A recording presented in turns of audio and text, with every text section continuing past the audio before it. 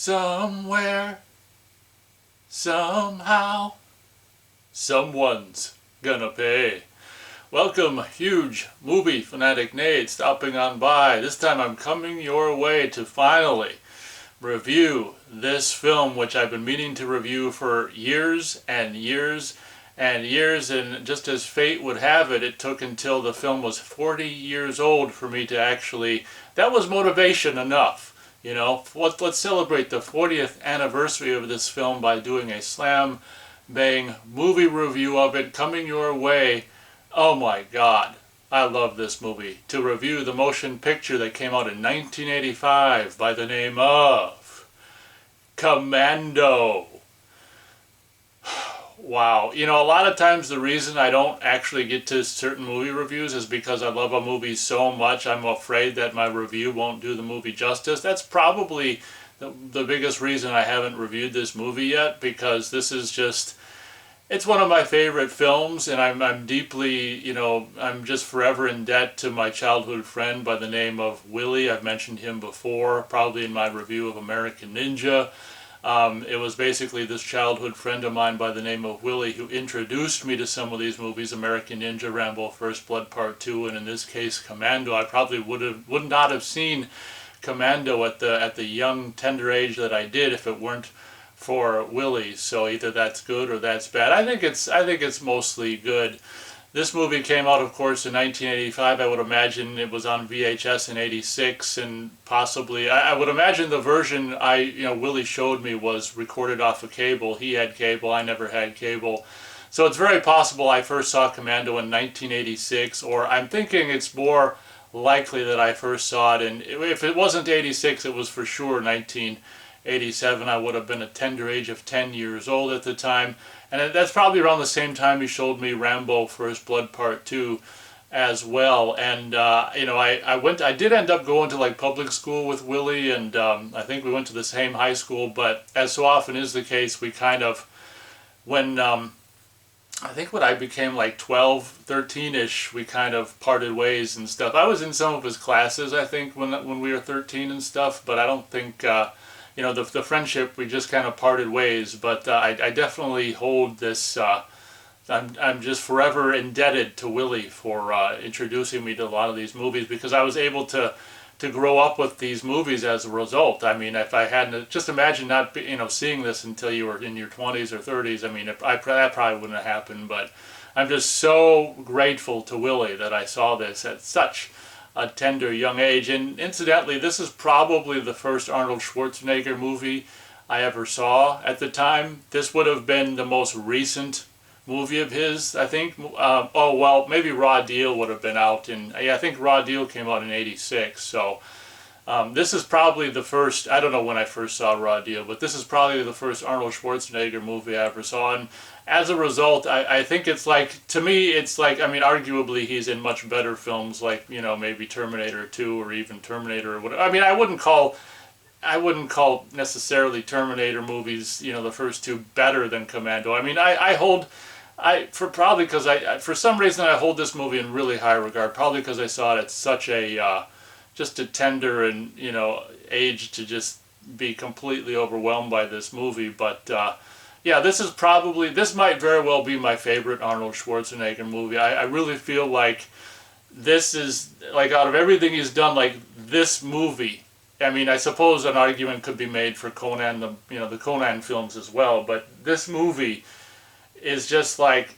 perfect. He was born in just, the physical shape he was in when this movie was made. It was just the perfect Arnold Schwarzenegger movie. And honestly, it's kind of a bummer that he never did anything quite like this again. I mean, Predator, I guess, is very similar. He had the same kind of, character, like G.I. Joe, super soldier character in Predator. What's so funny about Commando is it was like, what was it, like 2 years before Predator, and in Commando he's retired, and then 2 years later in Predator he's still an active soldier or whatever. But yeah, this, and unfortunately I own a whole hell of a lot of long sleeve Henleys, and unfortunately, out of all of the long sleeve Henleys I don't own a green one, which was a goddamn shame. If I owned a green Henley, I definitely would have worn it for this review. As a matter of fact, I looked on eBay. I was actually, if I could get one cheap enough, I was actually going to buy a green long sleeve Henley to review this this movie in, but I didn't find what I liked, or then I was just like, you know what, that's just absurd. 10 people are going to watch this video, it doesn't really matter. But God, every time I watch this movie, I wish I had like this army green kind of long sleeve Henley or whatever. But yeah, this movie, I mean, maybe it might be a little extreme to say this movie changed my life, but I mean, it might have, it was just, oh my God, thank you so much, Willie.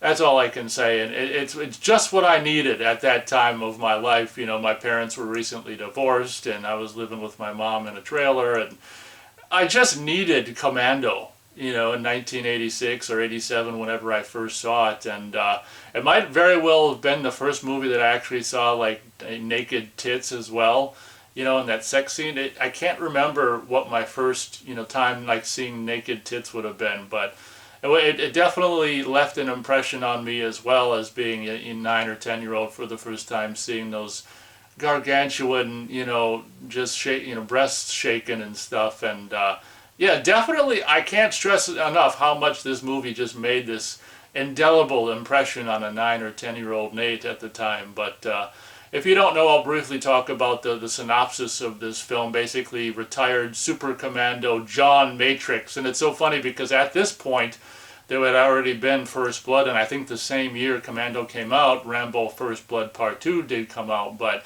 arguably, Stallone did it first with First Blood, and did it first with First Blood. But, and his name, of course, was John Rambo. And I don't know if there was any, I don't know why the hell, Schwarzenegger's first name in this is John as well. Unlike, Rambo, it's John Matrix. And I'm pretty sure this movie was, co-produced or produced by Joel Silver, who would go on to, of course, produce, over a decade later. It'd be like a decade and, like 14 years later or so, The Matrix. So it kind of makes you wonder if this film, with the word Matrix, John Matrix and super soldier, super retired super soldier, it always kind of was like, Joel Silver, John Matrix, 14 years later or whatever, Matrix, who the hell knows? But Schwarzenegger plays retired super commando John Matrix, living in the mountains in this beautiful, it'd be really cool to actually see if this house, God, I hope this house still exists, with all them fires and stuff they'd had. But actually, I might actually look into it and see if this house still exists. This house is so cool, the John Matrix and daughter house. But John Matrix and daughter Alyssa Milano, Jenny Matrix, live in this beautiful, mountain home. And whenever John Matrix needs firewood, he simply goes out into the forest and chainsaws down a tree and carries the tree home on his shoulder. He doesn't buy firewood, he cuts his own. And I gotta tell you, what a way to set up frickin' Arnold Schwarzenegger's character in this movie, carrying home basically a big, huge piece of tree on his shoulder. And one thing I also don't want to forget to mention is James Horner. This is, although you can tell, it's very different than your normal James Horner. It's actually you wouldn't necessarily even know it's James Horner, with the exception of like towards the ear when he's looking at the place with all the military equipment and stuff. Like, it sounds very much like part of the music he'd go on to do a year later for Aliens.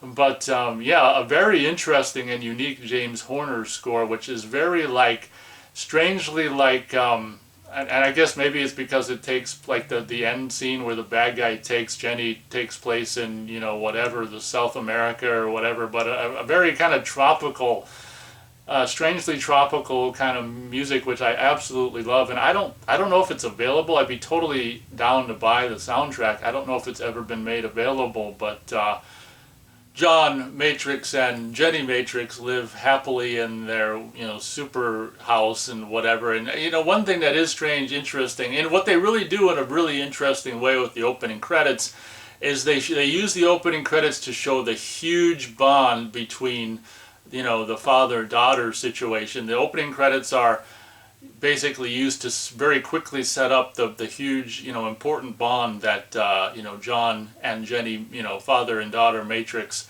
have, Arnold Schwarzenegger and of course a young Alyssa Milano at the time. And so it's something they got to do, set up really quick over time, or maybe it's just the course of a day or a couple of days or whatever, but they definitely cement in the viewer's mind how much the daughter means to the father and vice versa, because of what's going to happen pretty much directly right after the opening credits are over. But one thing I was, because I gave it a rewatch, I was like, I got to rewatch Commando if I'm going to review it. And after I watched it, I'm like, I didn't really need to rewatch it because it's pretty much all in my head, because I grew up with it, and it was just this movie that I just watch a lot. And arguably, I've probably seen the end more than the whole movie, because I just want to watch the end when he goes and kicks ass or whatever, suits up and kicks ass. But I've definitely seen the whole movie all the way through quite a bit as well. But watching it just recently, it's just kind of like, I always wondered about this, like when you've got Arnold Schwarzenegger, who's probably in his mid to late 30s in this film,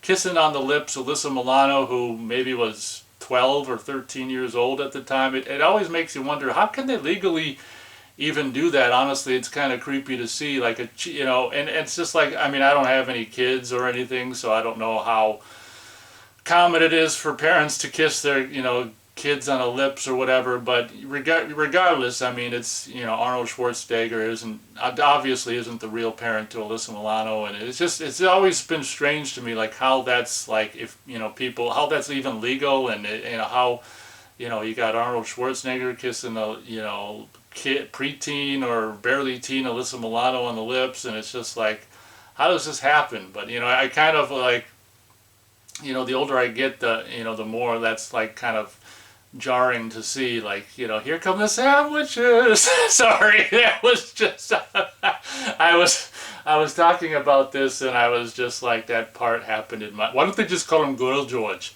It cut down all the confusion, I think. But when I was a boy, I'm not going to reenact the whole movie for you, but so right after the end, or the big opening credits, I'm not going to do a beat by beat, but I'll just simply say, right after the opening credits, General Kirby, his former general before he retired in his big, huge military unit or whatever, shows up and informs John Matrix of what happened before the opening credits, which is 3 incidences of like assassinations happening by the great frickin' Bill Duke. This is also a movie that introduced me to Bill Duke, and oh my god, like his presence in this movie, although I think it only lasts like the first half of the movie or so. Bill Duke is barely in this movie, but for some reason, like you feel like he's in it so much more. And luckily, he'd go on to be in Predator a couple years later, and in a much more extended and meaty kind of a role. But even though Bill Duke has so little screen time in this movie, like, when I think of the movie, I just think of how much when he's on screen, it's just like, oh my god, he's just so like kind of just menacing and scary and stuff. But yeah, there's 3 assassinations, at the beginning of the film, and General Kirby comes to John Matrix at his house, and he warns, basically the assassinations are all part of John Matrix's former military unit, and General Kirby comes to warn John Matrix about this, like, you better watch out, and we'll keep, I brought these soldiers to protect you, Jackson and whatever the hell the other guy's name is. And it's so funny, this movie is so comic book nonsense, because as soon as he drops off the 2 soldiers to protect John Matrix, and the general flies away in his helicopter, of course, then the bad guys kill one of the soldiers and basically wound the other one, so he can't even do anything anymore. And that thus begins the exciting, action-packed film by the name of Commando. And basically they kidnap Jenny Matrix, Arnold Schwarzenegger's daughter, Alyssa Milano, in this film. And the whole premise of this movie is, Arnold Schwarzenegger having a certain amount of time. They kidnap the daughter to try to blackmail him into, this one guy wants to be the president of whatever South American country. I can't even remember. It doesn't matter. and he wants him to kill the president so that way he can become the president, and he's going to use the daughter as leverage to make super soldier, or former, well, not former, as we see in the movie, is still a super soldier, using the super soldier to basically put himself, I was going to say in the White House, but in the presidency of whatever South American country or whatever the hell he's a part of or whatever. So he's got, this movie also kind of showcases this digital wristwatch. I don't know if they, did any tie-in sales promotions with it. If not, they really missed the opportunity. But the flight. Then they put him on the, they basically, Arnold Schwarzenegger. Oh my God! At the as much as I want to do a beat by beat, I should almost do a fan commentary on this movie. But and of course, they kidnap the daughter. He tries to go get her back, but they end up catching him amazingly, and giving him a tranquilizer gun. And it turns out that one of these guys that was supposedly assassinated at the beginning of the film was a former member of his old unit, is Bennett. I thought you were dead. But you know what today is, Matrix? Pi Day. Dun, dun, dun, dun. I could just recite the whole freaking movie, but turns out one of these guys of his former unit wasn't really assassinated. It was just a ruse to get Kirby to lead him to him or whatever. And this Bennett guy is kind of the bad guy who's under the main bad guy, working for the guy who kidnapped his daughter and wants to be president or whatever by assassinating the real president in whatever South American country he lives at or whatever. But this super millionaire guy who's got his own freaking house on an island with his own military or whatever, so he's gonna become the next president of whatever South American country he's residing in. So they basically put Arnold Schwarzenegger, John Matrix, on a plane. They say, if you go and assassinate this president, we'll give you your daughter back. If not, I'll mail her to you in pieces. And thus they put Arnold Schwarzenegger on the plane. And the whole time thing is he's got a certain amount of time. You think I'd remember, but I think it's 11. Yeah, it might be 11, the master number.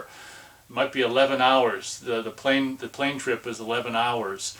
And as the plane's taking off, Arnold Schwarzenegger, John Matrix escapes the plane in a very comic book. This movie is so comic book nonsense, comic book way. Jumps off, lands in the swamp that happens to be right at the end of the runway, and he sets his digital timer to watch to, I think it's 11 hours. I'm listening back in my mind to that flight attendant. We landed in Valverde, and it might be 11 hours. So he's got his digital wristwatch set for 11 hours, so he's basically got 11 hours to basically go and get his daughter back without, obviously he doesn't plan to kill this president. I think he's got like a relationship or something, or a former relationship with the president. That's why the bad guy wanted John Matrix, because the president trusts him. So they must have some kind of former relationship with that president, the one the bad guy wants him to kill or whatever. But I mean, it's just like there's always this thing in movies about, like, when they're talking about an action movie, or you see a quote on a VHS box or DVD box, and it's like non-stop action. And with the exception of a movie like Speed, it kind of feels like that as well. Like Commando is like a movie that arguably it's not non-stop action, but because of the countdown kind of nature of the film and having 11 hours to achieve his goal and get his daughter back before that's the time that I guess that it's 11 hours because he kills the guy who went on the plane with him to basically make sure he got to the destination. He kills that guy, so obviously when the plane lands, that they're going to discover this guy dead or whatever. Would there have been? Yeah, I guess there would have been, obviously. Yeah, I was going to say I didn't know if there were.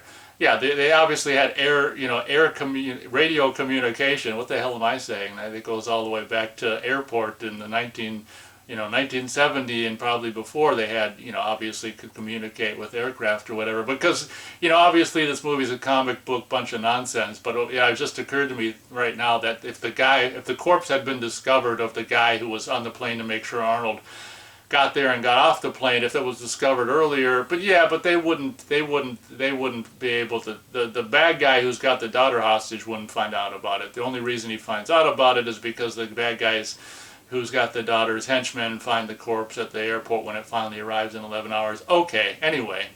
So the countdown, timer aspect of this movie really makes it feel like, even though it's not, wall-to-wall non-stop action, it actually makes it feel like non-stop action because of that just that factor of that watch counting down. It's just like, oh my God.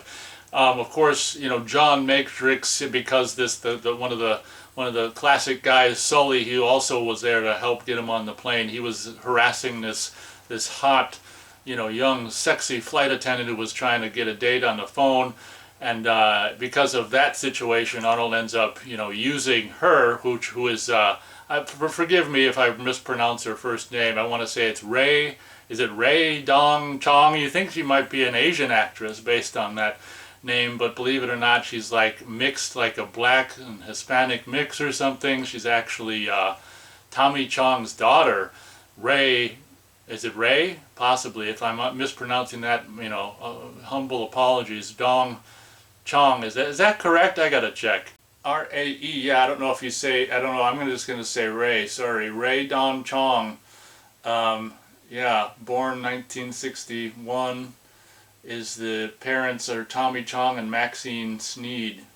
So she basically plays the female eye candy in this film, and also the, I guess, sidekick of Arnold Schwarzenegger, maybe the balance to, to his, insanity. She kind of, well, as so often is the case with a movie like this, or just so many other kinds of movies, she plays more or less the audience. She's the audience in the movie, responding to things like the audience would probably respond to as well, by both, by being that, and also being the sidekick, and also being, like, as I said, the female eye candy throughout the movie. Of course, there's more female eye candy, but that happens just for a very brief amount of time in the motel room, or motel scene. And I gotta tell you, as a little kid, it was that scene. The shots of that woman were far too too scarce for me as a kid, and I suppose even as a teenager. I suppose even still now. But she does very well as, the sidekick to Arnold Schwarzenegger and John Matrix in this film. It's so funny how his daughter is kind of kidnapped, and as a result he kind of kidnaps this flight attendant to get back his kidnapped daughter. I don't know if I really even thought about that until this moment. I probably did, but I may not have. That's kind of interesting. My daughter was kidnapped, and I'm going to kidnap you so I can get back my kidnapped daughter. Obviously, for the first part of like him kidnapping this flight attendant, she's kind of like wants to escape or whatever. But then after some of the harrowing adventure, and he it calms down, and he's actually able to have a conversation with this chick after he basically gets rid of one of the bad guys. They're able to have a conversation. He's able to tell her what's going on, and she kind of at that point, instead of just hitching a ride home or going home very unrealistically, just like so much of the comic book movie that this is, decides to hang out, keep helping John Matrix and helping John Matrix get the daughter back. And by the end of the movie, although there's no like romance or anything that's like implied throughout this movie, like between John Matrix and the airline stewardess, I guess it's at the end of the movie, it's I don't know if it's implied that, okay, now this is like the new family, hot airline stewardess and daughter and John Matrix. I mean, it's kind of, implied, I guess, or could be, construed to be what's happening or whatever, like, whatever. So it's kind of like, at the end of the movie, the guy's like, you want to come back to, be a soldier? And he's like, the hot female chick gets out of the what was I saying? Airline stewardess gets out of the plane, and he's like, no chance. So I mean, it's kind of like maybe that's the new mom or the new squeeze or whatever. But I mean, there's nothing of that implied throughout the course of the movie or anything. But yeah, there's that.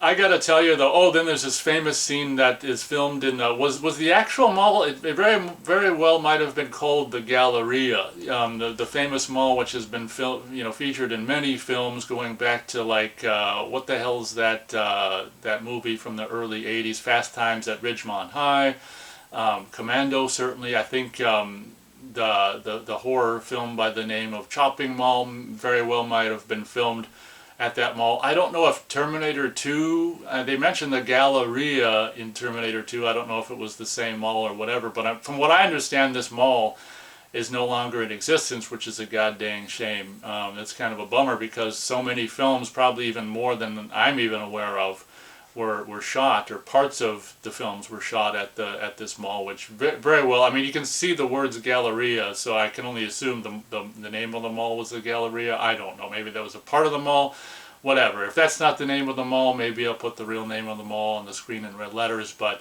a decent side, you know, there's an action scene that's basically filmed there. And I got to tell you, one of the things, in addition to the countdown thing, that's so, of course, this is pre-cell phone, or before everyone's got a cell phone. I can remember watching this for the first time with Willie and being like, when that guy at the mall, the bad guy, was it Sully, I think?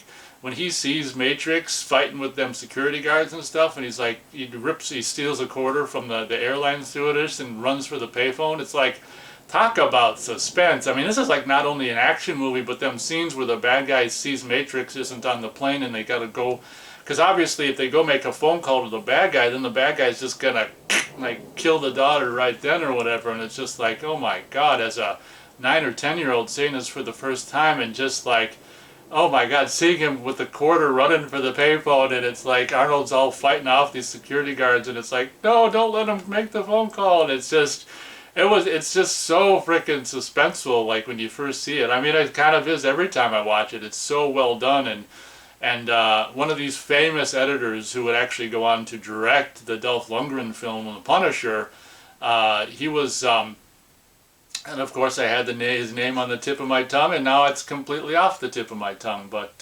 Mark Goldblatt, is that it? He's one of, I think, 3 editors, the first build, so maybe he edited most of Commando, but he's a famous, like, editor. I think he edited part of True Lies, you know, he was one of the editors on True Lies as well, but a very, very, like, just super duper, like, action film editor. And the editing in this movie is just, even 40 years later, is just insane, and it's just like, wow. And this is probably, you know, pre-Avid or whatever, and probably, I don't know how much, you know, more difficult it was to cut back then, you know, with just physical film. I mean, just like, oh my god. But yeah, I will say the absolute insanity, the insane, just kinetic action of this movie, and the action scenes, and the absurdity of everything that takes place, and enhanced due to the phenomenal editing by Mark Goldblatt and company, is just, you know, it just only adds to the carnage and comic book mayhem contained within this film.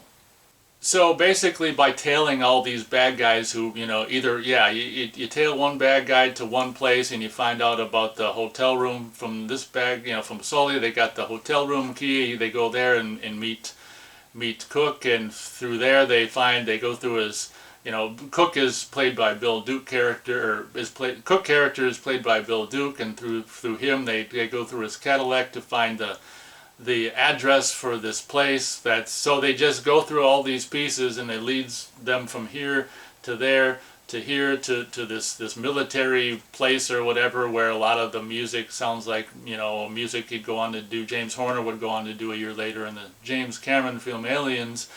And so by, you know, going through all this and this and this and this, they're able to deduce based on that there's this island, and it's very possible that's where they're keeping the daughter. And then of course this, you know, of course it's comic book nonsense movie just by chance. This hot young airline stewardess chick is actually, you know, in the process of getting her pilot's license, so they actually end up going to this place and finding a plane, like an amphibious plane, and she can actually fly it to the island. But before that happens, there's this awesome scene where they go to Arnold and her go to a like a army surplus store. I don't think they really sold, you know, necessarily. This is probably more comic book movie nonsense. I don't think you could go to a surplus store and buy machine guns and rocket launchers and bazookas and stuff. But that was it. To be fair, those were located in the back room. That was you gotta press that secret button under the counter or whatever to make that buzz.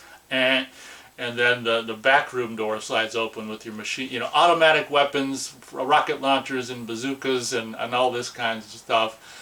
But what's so crazy, and I just watched this, I probably knew it before, just recently saw it, but rewatching this, I'm like, you know what, as insane, as insanely unrealistic as this movie is, one thing they do is they actually, the rocket launcher famously is this box that has this extendo back or whatever for the, the jet flame so it doesn't burn your back or whatever when it goes shooting off. But it's got four, of course it's got four little rockets in there. And amazingly, in this film, the filmmakers actually keep track of the rockets. There's only four fired out of this four rocket, box rocket launcher thing, which is really amazing. The chick uses two of them to, release John Matrix from this police van, and then John Matrix uses the last two rockets on, on the island or whatever, blasting his way into the military compound where the main bad guy is. So it's like, that's actually really amazing, and it's kind of like, when you think about it,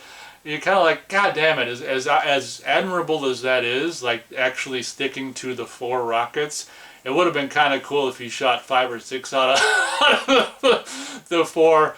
You could do your own fan cut, I guess. You can have him shoot 5 or 6 rockets out of the rocket launcher that only held 4 rockets.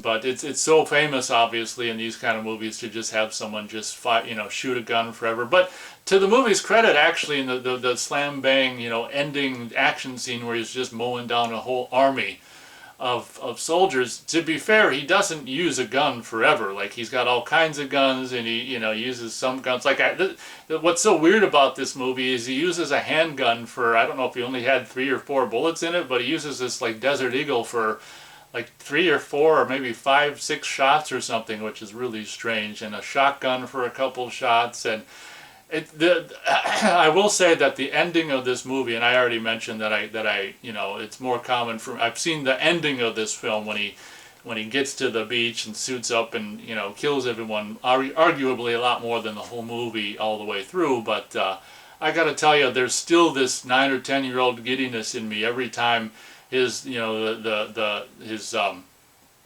raft lands on shore, and he's taking the gear out of it and suiting up and all this and that, and putting the black stuff on him, and just like the music and the cutting and the shots, and it's just like, oh my God, until that final shot of him, like, just with all of his gear, put the machine gun on his shoulder, and he's ready to go kick ass. Let's party, not potty. Party. Let's party. But yeah, I gotta tell you, and that's probably, I probably said my piece on Commando. Maybe this video is already way too long, but I gotta tell you, this is a movie that just, as I said earlier, it's just exactly what I needed at this point in my life. And wow, talk about just a yeah, like I say, I'm pretty sure this is the first Arnold Schwarzenegger movie I ever saw, and later on, me and my dad would end up renting The Terminator, and I'd actually end up seeing Predator in the drive-in theater in 1987. That's still when I was kind of squeamish, and like when this, I watched the first, maybe third or whatever, but once it started getting scary and gory, I was kind of not watching a whole hell of a lot. But yeah, definitely probably the first Arnold Schwarzenegger movie I ever saw. Obviously, when he gets to the island and blows all the soldiers away and stuff, comic book nonsense style. There's a battle between, actually, come to think of it, he blows away the main guy who wants to become president first, and then the last bad guy to die is Bennett. And it's so funny because in Terminator 2, that one guy who creates the Cyberdyne or whatever is Miles Bennett Dyson or whatever, so it's funny to hear him say Bennett again. But what's so funny, and I thought about this even the first time I saw it, what's so funny about the fight between the bad guy and you know the who was used to be in his unit or whatever, who's got this killing obsession. You know, your training, Matrix. He enjoyed killing a bit too much. Your training, Matrix. Yeah. But what's so funny about this guy is obviously compared to, I don't know if he might have been older than Arnold Schwarzenegger. I don't know if they would have been the same age. I can only assume he was older. But it's so funny seeing these two physical guys, you know, these two guys fight, because obviously Arnold was like this human specimen at the time, and this guy is just like kind of flabby, whatever, late 30s, early 40s, just, you know, whatever, flab man.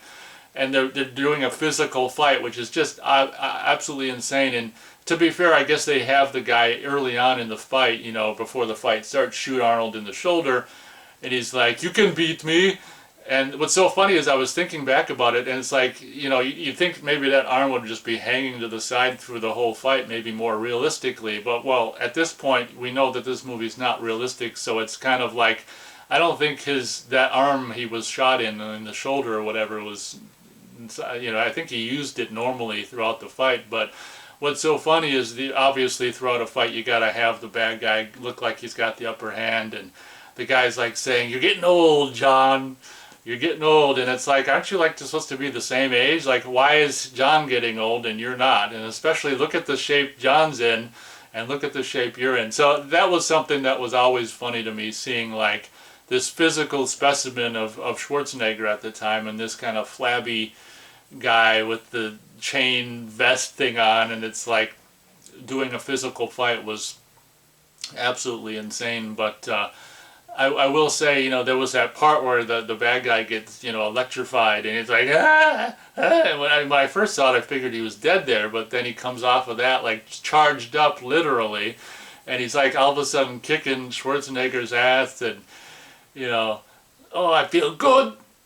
How's it feel to be a dying man, John? You're a dead man, John? Bullshit!" You know, and then all the insanity of all them quick cut, you know, punches and stuff. And, "Look, John, I'm not going to shoot you between the eyes. I'm going to shoot you between the balls."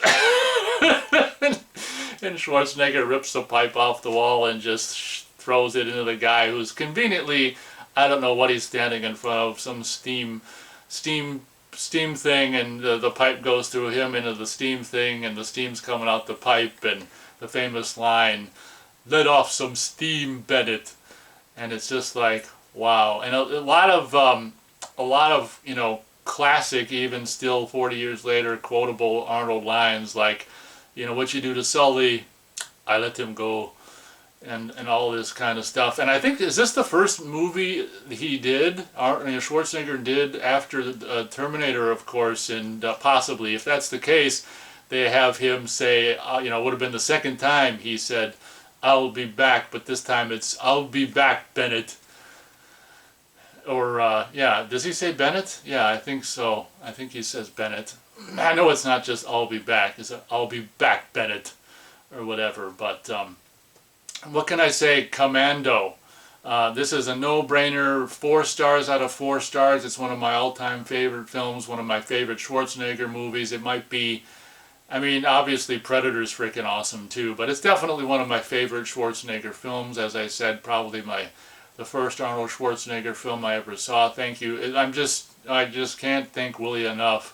Thank you very much, Willie, for showing me this garbage at such a tender, young age that you did. Otherwise, who the hell knows how long it would have been until I saw frickin' Commando. It might have been another couple of years or whatever, but yeah, it's just a film that I just hold in ridiculously high regard. And I was really excited back when the hell, I don't know if it was 07, 08 or whatever, but I think that was the first time on DVD. I don't think it's even on Blu-ray yet. I don't think so. But they put out, like, in 06, 07, 08-ish, they put out like a director's cut, which is interesting. It's got like an alternate line from Alyssa Milano, and like some additional gore. I don't think there's a whole hell of a lot of extra gore, but there's some extra, you know, gore that, you know, probably had to have been cut to get an R rating. So a little bit of extra gore. I should actually watch the director's cut again and just, I know there wasn't all that much extra stuff, but it was cool at the time to see, you know, the extra gore and all this and that. But, you know, as I said, I don't think that's on Blu-ray, so I wanted to watch the Blu-ray. And the Blu-ray is really, you know, I've got the first Blu-ray release of it. I can only assume they all kind of, if they changed I don't know if they changed the covers on Blu-ray releases or whatever, but that first Blu-ray release of Commando looks really, really great. But yeah, I guess that's, but oh, I don't want to forget to mention this guy who was hanging out in the background the whole review. This is something me and my dad came across at this toy store in the 80s called Children's Palace. Probably got this in 1987 or 88. And actually, it was so strange for such a violent R-rated film that they made an action figure for Commando at the time. But of course, I'm pretty sure I lost his knife, and the knife isn't, yeah, he had a knife in the vest. I'm sure I lost the knife and all the guns and stuff that he came with. But if you look on eBay, the majority of these are just the naked versions, and with him in his Speedo shorts. For some reason, probably kids just rip off the clothes and they never find them back to the figure. But it's so I've actually got, you know, at least I didn't rip all the, you know, the clothes off him, and he's still got the little vest and the pants on. But obviously the vest and the pants are removable. But that's the official. Amazingly, came out probably around the time of the film's release, which is really strange, as I said, for a R-rated, extremely violent film that an action figure would come out of, Commando. But got this in the late 80s from Children's Palace, and they're a pretty penny if you want to find one on eBay sealed. But I didn't want to forget to showcase that. John Matrix. I think someone has actually put out like a more recent figure, which is, if that's the case, that's really cool. I've got so much junk that I can't really, you know, you have to put a limit to some of your collecting. So I don't think I'm gonna, you know, if there's a new John Matrix figure, I don't think I'm gonna bother. But I've got the original. Guess that pretty much does it for this review. Hope you guys enjoyed. Thanks so much for watching, and as always, we'll catch you on the next video. And now Commando, which that was a 4-star movie. The dying was realistic, the gunfire was realistic. My favorite part was Crazy Legs on the rooftop, where it went like this. Not like that. That was my favorite part. No, do it again towards the camera. Crazy Legs. Well, you didn't push it towards the camera. You know, forward face. Crazy Legs again. I thought Commando was a stupid movie. That's a lie. Yeah, I know. Well, no, I thought Commando was an excellent movie, deserving 4 stars. I agree with you there.